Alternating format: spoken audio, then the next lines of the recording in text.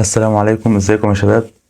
مبدئيا كده انت تحمد ربنا ان انت لسه قدامك اسبوع على امتحان الاحياء، واحدة من اتقل وارخم المواد في ثانوية عامة، وخصوصا لما تيجي تحل. بس لو انت فضلت كل شوية تقول لسه اسبوع لسه اسبوع لسه اسبوع، هتلاقي الاسبوع ده عدى هوا وانت ما جنيتش اي ثمار من الاسبوع ده. فاحنا مش عايزين الكلام ده يحصل.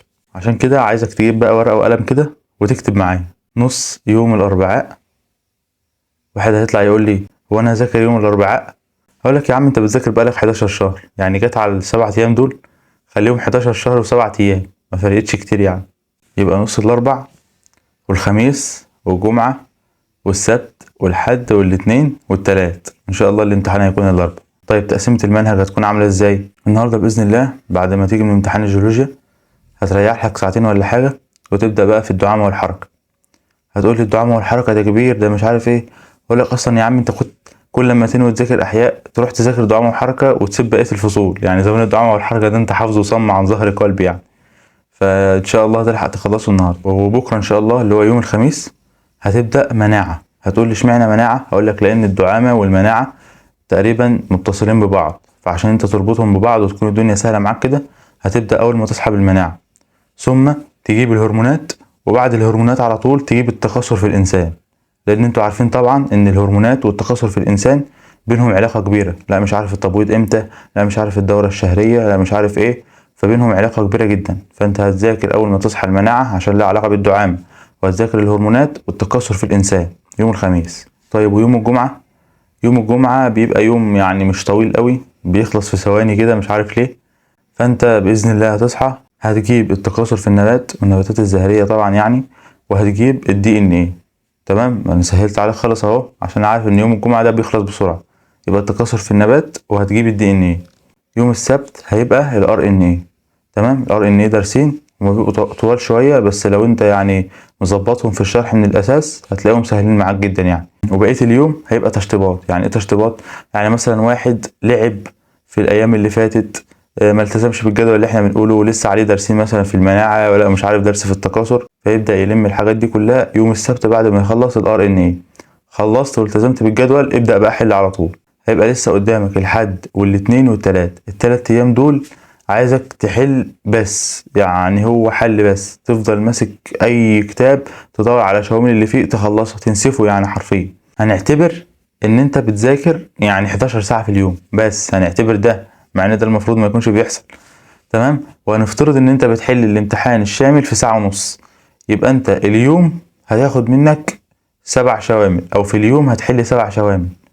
7 شوامل في ساعة ونص يعني تقريبا 10 ساعات ونص. تمام، ومن زاد كان خير له.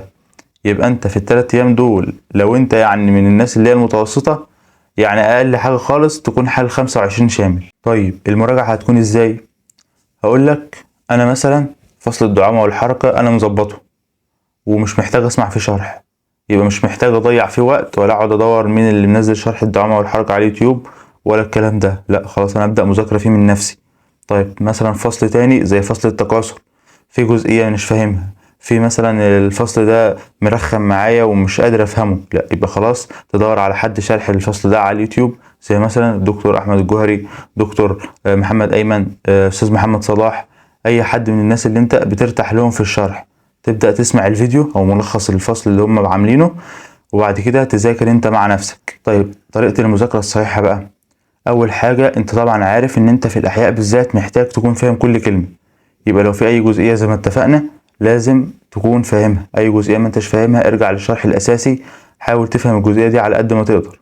وبعد كده تبدأ بقى تشوف الاسئلة اللي انت كنت حللها على الدرس ده طول السنة، يعني تبدأ تشوف الاسئلة المهمة اللي انت كنت معلم عليها طول السنة، عشان الاسئلة دي مهمة جدا هتثبت معاك المعلومة. طيب وبعد ما تخلص الفصل كامل تبدأ تشوف الاسئلة الجزئية اللي انت كنت حللها على الفصل في المراجعة النهائية، في كتب المراجعة النهائية. تمام، يبقى انت كده خلاص قفلت الفصل ده يعني من كل حاجة.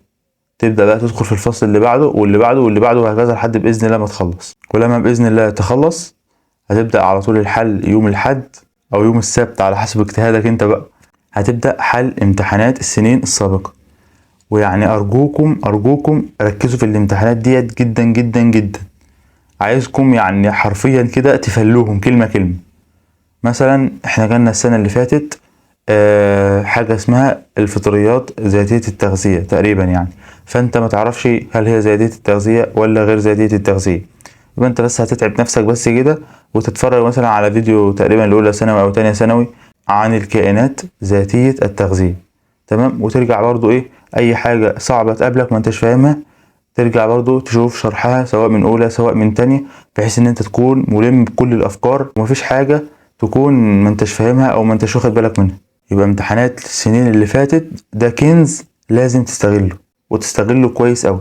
ولما تيجي تحل أي شامل سواء كان امتحان سنين سابقة أو شوامل مثلا من كتاب التفوق أو من كتاب الامتحان أو من أي كتاب تكون امتحاناته كويسة كده، لازم تحل الامتحان ده أكنك قاعد في اللجنة بالظبط، محدد لنفسك وقت، الأوضة بتاعتك مقفولة عليك، مفيش حد يقطعك، الساعة ونص بتاعتك مركز في الامتحان، السؤال الصعب اللي يقابلك هتعلم عليه وتحل اللي بعده عشان الساعة ونص بتاعتك تكون ملتزم بيها أكنك بالظبط قاعد في امتحان. ولما تخلص تبدأ بقى تقيم نفسك وتشوف السؤال اللي انت غلطت فيه ده غلطت فيه ليه، وتبدأ برضو تعالج من مشاكلك. وما تزعلش لو انت لقيت عندك أخطاء، لحد ليلة الامتحان بنغلط عادي، بس أهم حاجة تتعلم من أخطائك وتتطور عشان هو ده اللي هينفعك بإذن الله يوم الامتحان. وكل ما تحل أكتر هتسترجع المعلومات اللي انت ذاكرتها أكتر، والمعلومات دي هتثبت أكتر، فبالتالي الحل ده مهم جدا برضو عشان تثبت المذاكرة.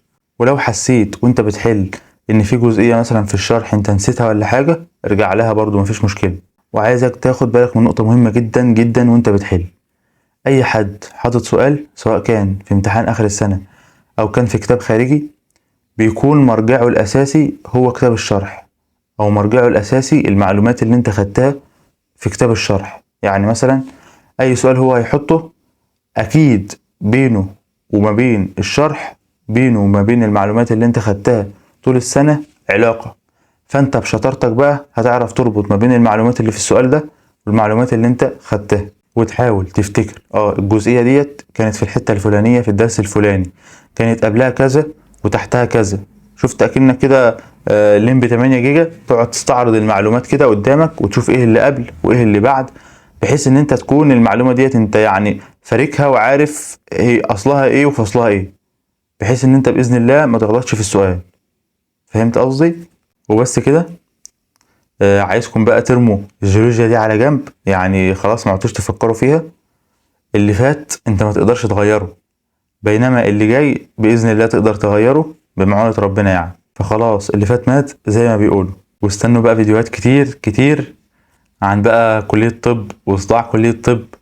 خلاص انا خدت الاجازة وفضيت لكم، لسه مخلص امتحانات امبارح، يعني عقبالكم يعني ما عادش غير 7 ايام بقى استحملوا، وان شاء الله تكونوا موفقين في رعاية الله وحفظه. والسلام عليكم ورحمة الله.